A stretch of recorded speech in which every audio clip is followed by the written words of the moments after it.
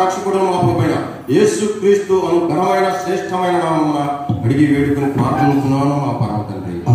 మన తండ్రి దేవుని ప్రభువైన యేసు క్రీస్తుని కృపయు సమాధానం మీకు కలుగును గాక. దయచేసి కూర్చుందాం.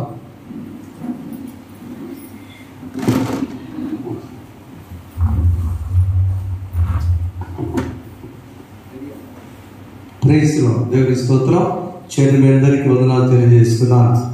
వాక్యవచ్చినటువంటి అన్నపూర్ణ గారికి వందనాలమ్మ, ప్రసన్న వెంకటేష్ యోషో గారికి ప్రభునాకు వందనాలు తెలుస్తున్నాను. ప్రైజ్లో వెనుక సార్ వచ్చినారు, థ్యాంక్ యూ. రేపు సోమవారం నక్క జ్యోతి వాక్యం చదవాలి. మంచి అనుమతులు గారు ప్రార్థన చేస్తారు. మరి కీర్తన చదవడానికి మరలా తిరిగి నీలాంబర్ గారు కీర్తన చదవడం సిద్ధపడుతుందిగా మనం చేస్తున్న సోమవారం. ప్రభుత్వ ప్రియులారా, మీడియా వారికి ప్రత్యేక వందనాలు. ఈ శ్రమల కాల ధ్యానాల్లో మనం ఎంతో సంతోషంగా ప్రభువును ఆరాధిస్తున్నాం, పనులకు వెళుతున్నాం, మనం ప్రయాసపడుస్తున్నారు. మొదటి వారం ఉపవాసం గురించి విన్నాం, రెండవ వారం ప్రార్థన గురించి, 3 విశ్వాసం గురించి, 4 శ్రమలు. ఎన్ని రకాల శ్రమలు? 6 గురించి ధ్యానం చేశాం. మొదటి శ్రమలు ఎవరు అనగా భక్తుడైన యోబు శ్రమ. ఆయన అనగానే మనకు ఏం జ్ఞాపకాలంటే రెండంతల ఆశీర్వాదం. అలాంటి శ్రమలు వస్తే రెండంతల ఆశీర్వాదం. రెండవది ఇశ్రాయేలు శ్రమలు. ఏ పరిస్థితుల్లో దేవుడు మనకి తోడు. చెప్పండి, ఇశ్రాయేలు శ్రమల వల్ల తోడు, యోబు శ్రమల వల్ల రెండంతల ఆశీర్వాదం. మూడవది పేతురు శ్రమలు. పేతురు ప్రశాంతంగా నిద్రపోయాడు, ఆయన పడిన మరణ శిక్ష. ఆ పరిస్థితి దేవదూత వచ్చి పేతురు యొక్క సంఖ్యలను తెచ్చివేసి, ఎవరు ప్రార్థన చేస్తే సంఘము ప్రార్థన చేయగా దేవదూత వస్తుంది. సంఘం ప్రార్థన చేస్తే దూత వచ్చి సమస్య. 4వది పెర్సిస్ శ్రమ. అమ్మగారు చక్కగా వివరించారు. పెర్సిస్ శ్రమ మరి పౌరు శ్రమలు. పౌలు తన ప్రయాణం అంతా, తన జీవితం అంతా శ్రమలే శ్రమలే శ్రమలు. అయినా కానీ పౌలు చరిత్రలో మిగిలిపోయాడు. చెప్పకూడదు ఒకసారి, పౌలు చరిత్రలో మిగిలి ఏమని తెలుసా? ఒక వారసత్వం, వారసు దేవునికి వారసత్వం. పెర్సిస్ అనగానే పెర్సిస్ ఒక యోగ్యురాలు. తనకి 2 అక్కా చెల్లెలు ఉంటే అక్కడ వాళ్ళతో పాటు తను కూడా ఉన్నప్పుడు, అమ్మ వాళ్ళిద్దరు అక్కాజీ ట్రైఫేనా అని ఉంటే, వాళ్ళ పక్కనే ఉంటే నా కుమార్తె, ఎవ్వరు నా మాటల్లా, నా ప్రియమైన కుమార్తె, నా పిల్లల్ని ఒక దైవ సేవకుని కుమార్తె జాబితాలో చేరి ఎన్ని శ్రమలైనా తన ప్రయాస వృధా కాలేదు. చివరిగా స్టెఫను శ్రమలు. చూడండి, చదువుల వాక్య భాగంలో 6వ అధ్యాయంలో స్టెఫను గురించి మనం ధ్యానం చేయకముందు 6వ అధ్యాయంలో ఈయనను మరి శిష్యులు ఏం చేశారంటే కొంతమందిని ఏర్పాటు చేసుకున్నారు. అక్కడ అపొస్తలుల కార్యగ్రంథం 6వ అధ్యాయము మొదటి చూసినప్పుడు ఒకసారి చూస్తే విస్తరించినప్పుడు పరిచర్లో హెబ్రీయుల మీద గ్రీకు భాష మాట్లాడి అప్పుడు 12 అపొస్తలులు తమ యొక్క శిష్యుల సమూహం పిలిచి, మేము దేవుని వాక్యం బోధించడం మాని ఆహార పంచన చేస్తున్నాము కనుక మీలో కొందరు మంచి పేరు. 3వ చదవండి. కాబట్టి సహోదరులారా, ఆత్మతోనూ జ్ఞానంతో నిండుకొని మంచి పేరు పొందిన 7 మనుషులను మీలో ఏర్పరచుకుని వారు అడిగితే వారు చెప్పిన మొదటి పేరు 5వ వచనంలో, ఈ మాట జనసముఖకి ఇష్టమైనందున వారి విశ్వాసంతో పరిశోధనకుండా స్టెఫనుతో ప్రారంభించారు. చిన్న ప్రార్థన. పరిశుద్ధ మీకు స్తోత్రాలు. స్టెఫను నా తండ్రి ఆత్మతో ఆరాధించేవాడు, మంచివాడు, విశ్వాసి. వారి శ్రమలు ధ్యానం చేయబోతున్నాం. ఇది మాతో ఉండండి. బిడ్డలు నా తండ్రి, ఈ శ్రమలు ధ్యానం చేసే చివరి దినం మీ సన్నిధికి ప్రభు దినం ముందు సిద్ధపడుతున్నాం. కృప చూపండి. యేసు నామమున వేడుకుంటున్నాం తండ్రి, ఆమేన్. ఈ స్టెఫను ఎవరంటే, సంఘం కట్టిన తర్వాత 12 మంది శిష్యులు ఒక చోట కూడి, మరి జనాల్లో కూడా మనకి ఒక 3 రకాల మనుషులు మేము ఏరుకుంటున్నాం. వారిలో ఎవరంటే ఆత్మతో, అంటే ఆత్మ కలిగిన వారు, 2 జ్ఞానవంతులు, 3 మంచి పేరు పొందిన వారు. ఈ సంఘాల్లో ఉన్నటువంటి వారిలో దేవుని ఆత్మ కలిగిన వారు, 2 జ్ఞానవంతులు, 3 మంచి పేరు గల వాళ్ళు. ఎంతమంది అంటే ఒక 7 బయటకు వచ్చి, ఆ 7 స్టెఫను మొదటి వాడు. అవునండి, అక్కడ చదివి మిగతా చాలా పేర్లు రాసుకున్నాను నేను, సమయం లేదు. ఆ 7 ఈ స్టెఫను చాలా ఉన్నాడు. అతను ఎటువంటి విశ్వాసంతో పరిశుద్ధాత్మ నిండుకున్న వాడే.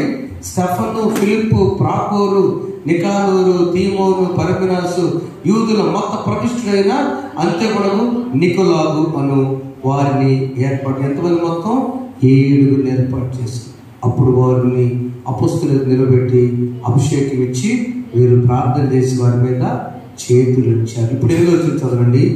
స్టెఫన్ ఎవరంటే మొదట అభిషేకించబడిన వాడు. అవునా? ప్రార్థన చేయడం అంటే అపొస్తలులందరూ వచ్చి 7 మీద చేతులుంచి ప్రార్థన చేశారు.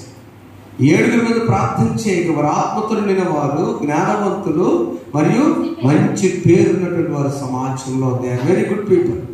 అప్పుడు 8 స్టెఫన్ కృపతోనూ బలంతో నిలబడి ప్రజల మధ్య మహాకార్యములను, గొప్ప సూచనలను. ఇది అసలు సమస్య ఏంటంటే, స్టెఫన్ మినిస్ట్రీ ఆనాడు యేసు ప్రభు శిష్యులు చేయలేని దానికంటే కూడా మహా గొప్ప కార్యాలు చేస్తున్నాడు, సూచక్రియలు చేస్తున్నాడు. ఎక్కడి నుంచి వచ్చిందంటే దేవుని ఆత్మ స్టెఫనుపై బలముగా ఉన్నది. చప్పలపడదాం, గట్టి చప్పలపడండి. స్టెఫను ఏదో రాళ్ళగొట్టడం కాదు, ఈజ్ ఎ గ్రేట్ ప్రీచర్. ఆత్మ కలిగిన వాడు, దేవుని ఆత్మ కలిగిన వాడు, దేవుని కృప పొందిన వాడు, సమాజంలో మంచివాడు, జ్ఞానవంతుడు. స్టీఫెన్ ఇంగ్లీష్లో. ఆ స్టెఫను ఆ పరిచయం జరిగిస్తున్నప్పుడు వీరందరికీ ఒక కోపం వచ్చింది. ఏం చేశారంటే 3 విధాలుగా నిందించాలని ఈ సభంతా కూడా ఏర్పాటు చేసి ఏదో రూపేణ వీడిని మొట్టమొదట ఈయన శ్రమ ఏంటంటే మానసికంగా నిందించారు. 11వ వచనం చదవండి. వీడు మోషే మీదను మేము వింటమని చెప్పుటకు మనుషులు కుదుర్చుకొని రేపి వచ్చి పట్టుకొని అబద్ధపు సాక్షులను చూడడం. ఎందుకు? ఆయన మహత్కార్యాలు చేస్తున్నాడు, గొప్ప కార్యాలు చేస్తున్నాడు, సూచక్రియలు చేస్తున్నాడు. కాబట్టి ఈ స్టెఫను ఏదో ఒక లెక్కలో శ్రమ పెట్టాలని మానసికంగా నిందలు వేసి కృంగదీశారు. సభ దగ్గర పిలిచి ఎంత నింద. మొదటిది. రెండవది ఏంటంటే పరిశుద్ధ స్థలంలో ఏం చేశారు? మోషేకును దేవునికి వ్యతిరేకం చేస్తున్నాడు. ఆయన మోషేకును దేవుని మీదను దోషవాక్యాలు మాట్లాడుతున్నాడు అని నిందించారు. నిజంగా ఆయన పని చేశాడమ్మా? చేశాడా? మోషే క్యాంటీన్ మాట్లాడా? చేశాడు? చెప్పండి. లేదు. అక్కడున్న మాట మోషే ధర్మశాస్త్రం గౌరవించాడు, దేవుని దూషించిన దేవుని గౌరవించాడు. అలాంటి స్టెఫన్ని రెండోది 13వ వచనం చూస్తే అతని మీద అబద్ధ సాక్ష్యం, పరిశుద్ధ స్థలానికి ధర్మశాస్త్ర విరోధంగా మాట్లాడారు. ఇదంతా కారణం ఏంటంటే ఎప్పుడైతే తాను మౌనంగా ఉన్నాడో, నా ప్రియమైన బిడ్డారా, స్టెఫన్ వల్ల మొట్టమొదటి నేర్చుకోవాల్సింది సభలో కూర్చున్న 15వ వచనంలో సభలో కూర్చున్న వారందరూ అతని వైపు తేరి చూడగా అతడు ముఖము దేవదూత ముఖముల వారికి ప్రభువు యేసు క్రీస్తు. నువ్వు యూదుల రాజువా? 3 కేసులు పెట్టారు ఆయన మీద. మొదటి దేవుడు పెట్టారు తెలుసండి. నెంబర్ 1, దేవాలయాన్ని పడగొట్టి 3 దినాల్లో కడతా అన్నాడు. నెంబర్ 2, యూదుల రాజును అన్నాడు. నెంబర్ 3, అసలు నేనే దేవుని కుమారుని అన్నాడు. ఈ 3 కేసు ఫైల్ చేసి స్టెఫన్ మీద ఇది మామూలైతే కాదని మతపరమైన తీసుకొస్తే బాగుంటుందని ఈయన దేవుని దూషిస్తున్నాడు, మోషేని కూడా దూషిస్తున్నాడు. తనకు వచ్చిన శ్రమలు, మొదటి శ్రమలు మానసిక. కానీ దేవుడు విడిచిపెట్టాడా? ముఖము చూడగా దేవదూత ముఖం వాళ్ళ వారికి. చెప్పడం ఒకసారి, శ్రమలలో నీ ముఖము దేవదూత ముఖల జనాలు కనపడిందంట. అయ్యో, ఈయన దేవదూత కనపడుతుంది మనకి. ప్రేమైన వాళ్ళ కన్నీటి ప్రార్థన చేసుకుని ఉపవాసం ఉండి బలముగా దేవునితో గడిపిన తర్వాత బయటకు వస్తున్నప్పుడు మోషే ముఖం ఎలా ఉంది?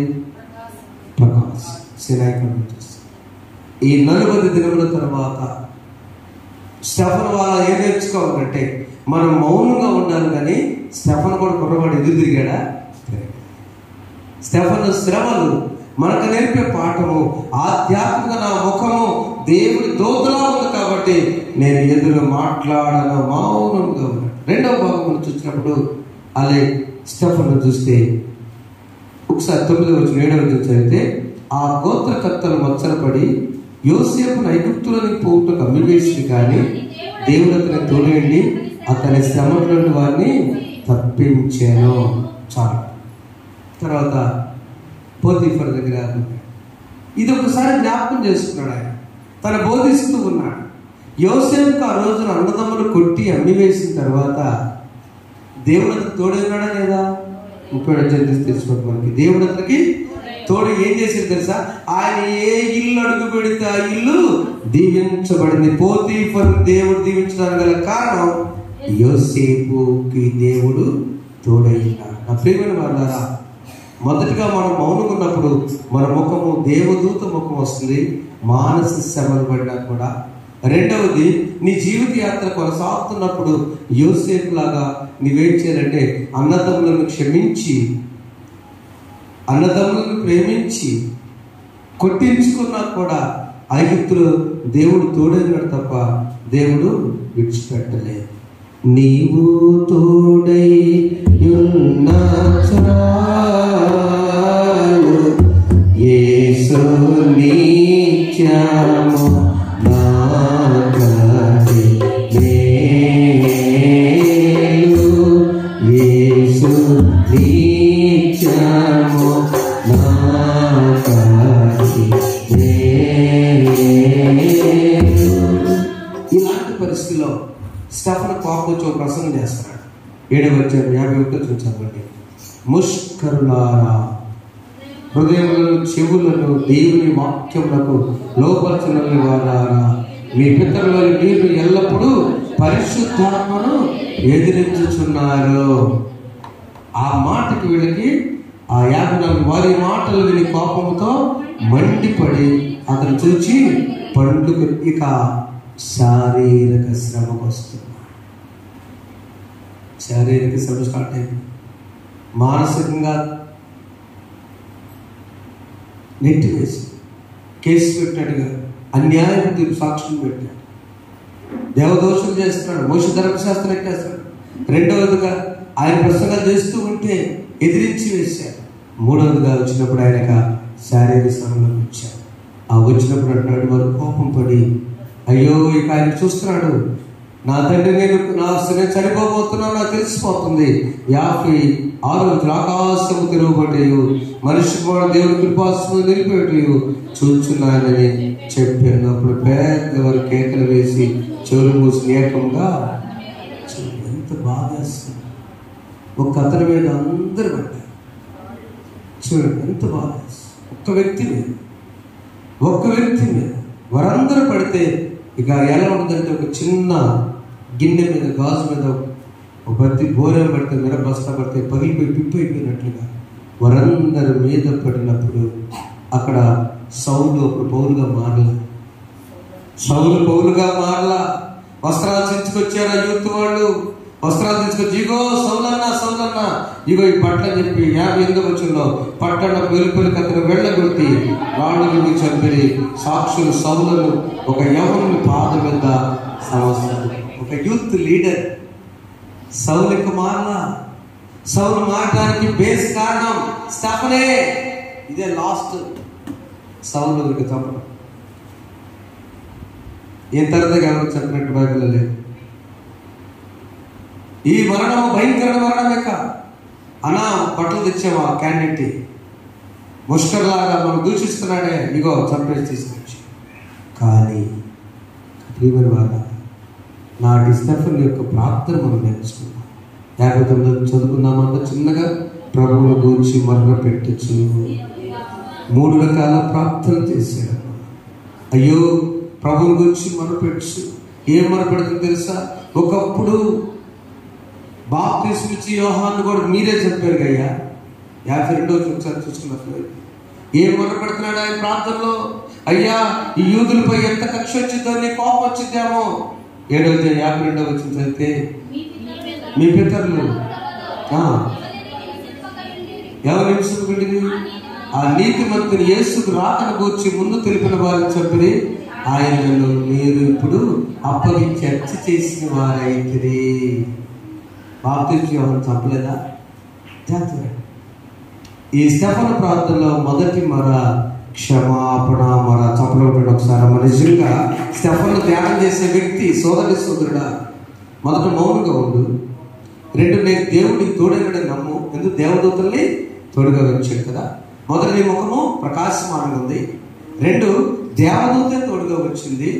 3వది వచ్చినప్పుడు అయ్యో క్షమాపణ హృదయము ఎవరిచ్చారంత చిన్న వయసులో ఆయనకి?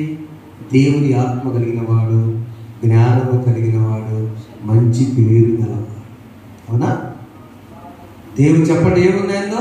దేవుని ఆత్మ ఉన్నది, జ్ఞానంగా ప్రవర్తించాడు, మంచి పేరు గలవాడు. కాబట్టి స్టెఫను పడిన శ్రమంలో దేవుడు ఆయన ముఖాన్ని కాంతివంతం చేశాడు. ఆయన దేవదూతతో తోడుగా ఉంచాడు.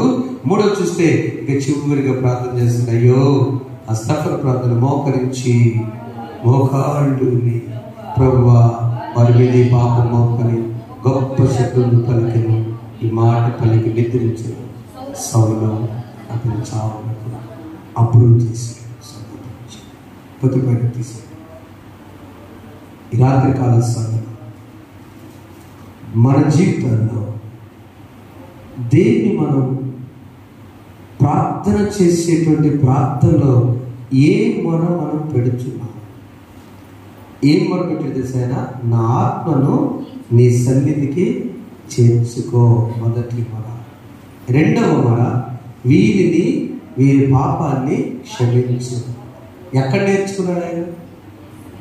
40 దినాలు సిలువ పాటలేం పాడుకోలేదే. 40 దినములు ఆయన ఆరాధన పెట్టలేదే. స్టెఫను ఆత్మతో సంధించి నాటి యేసు ప్రభు మొదటి మాట సిలువలో ఏం పలికాడు? తండ్రి. మీరేం చేస్తున్నారు? వీడు అమ్మాయి, నీ ఉగ్రత, నీ కోపం చచ్చిపోతారయ్యా. మొదటి మాట పలకకపోతే అప్పటికే యేసు ప్రభు తలవార్చే టైంకి భూకంపం వచ్చింది, సూర్యుడు మరుగైపోయాడు. అవునా? భయంకర పరిస్థితి వచ్చింది. ఆ కుమారుడైన యేసు తండ్రిని అక్కడ అడగకపోతే ఏమైపోవాడు? ఈ నా బిడ్డ స్టెఫను, దేవుని కోసం సాక్షిగా బ్రతికిన స్టెఫను ఆ మాట అనకపోతే సౌలు కూడా చచ్చిపోయాడేమో కాదు. అవునమ్మా? కాదు. ఆ ప్రార్థన సౌలును పౌలుగా మార్చి. చప్పట్లు ఒకసారి దేవుని స్తోత్రం. నీ ప్రార్థన ప్రతి వ్యక్తిని మార్చును గాక.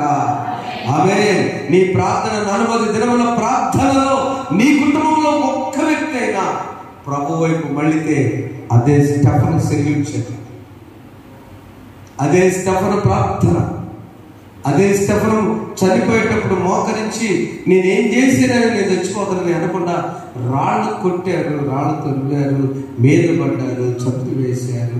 ఆ రక్తస్రావం అయ్యేటప్పుడు వచ్చి దాన్ని మాటతో మూర్పుతో తండ్రి నీ చేతికి నా ఆత్మను అప్పగిస్తున్నాను. తండ్రి నా మొర ఆలకించు, వీరిని క్షమించు. పైగా మోకాళ్ళు ప్రార్థన చేయకపోతే వింటాడో లేడో ప్రభు అని మోకాళ్ళ మీద ప్రార్థన చేసి, మరి మన ప్రార్థన దేవుడు ఎంత ఆలకించాలంట?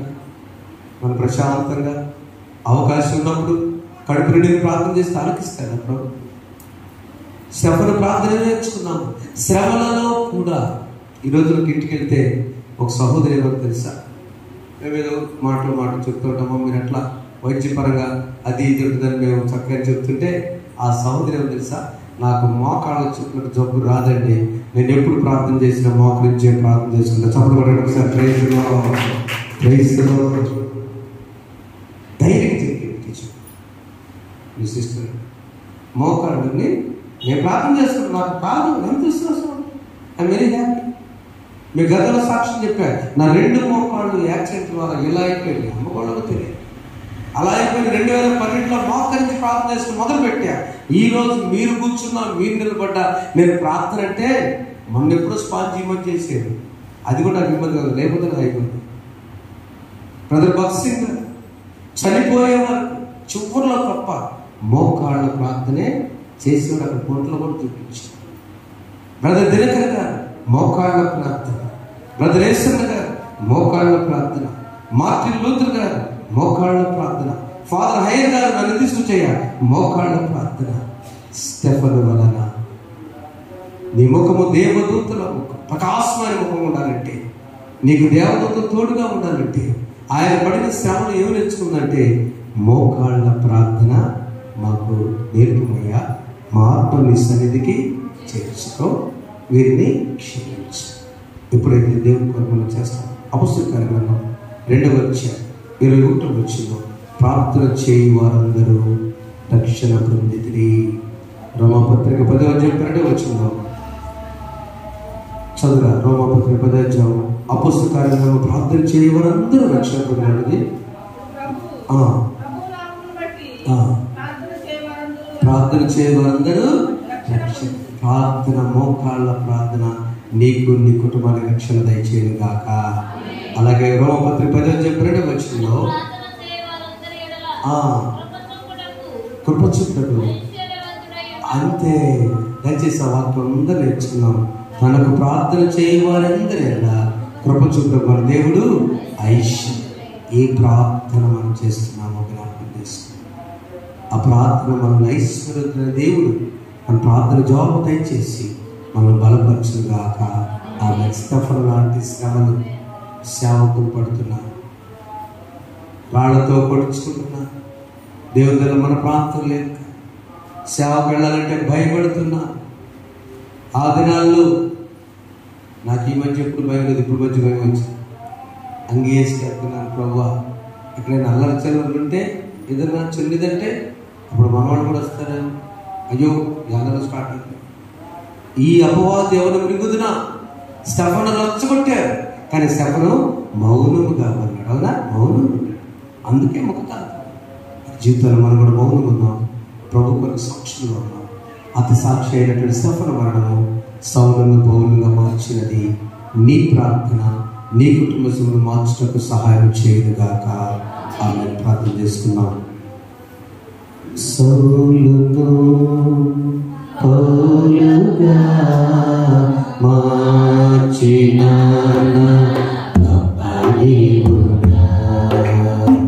నీలో ప్రేమ నాలో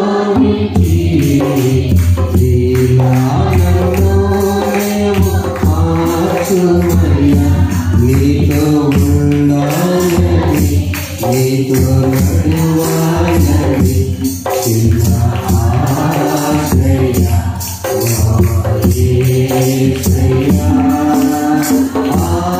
ఆశ్రయ చిన్న ఆశ్రయ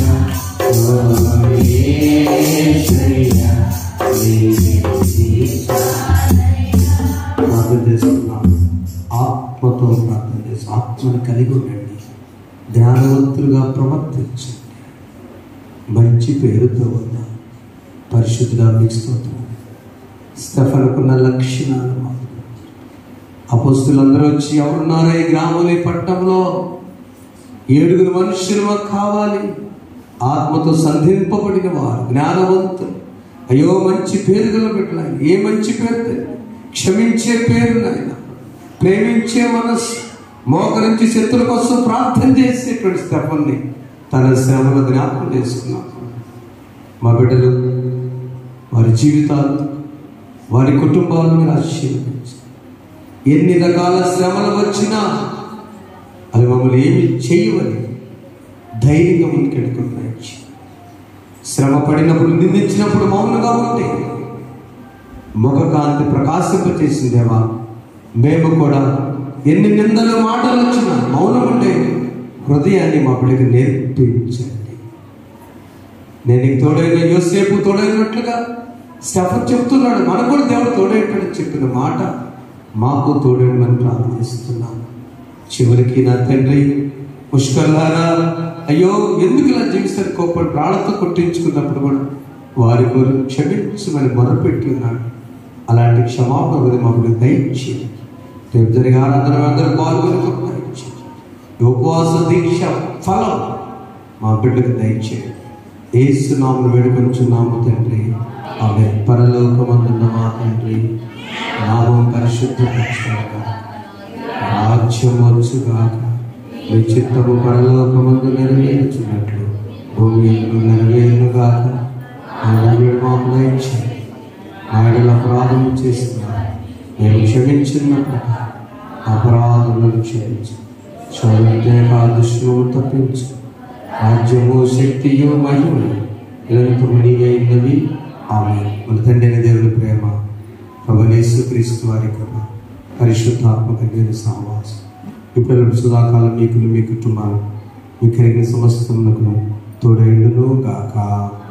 పట్టి కట్టి నెట్టి కోటి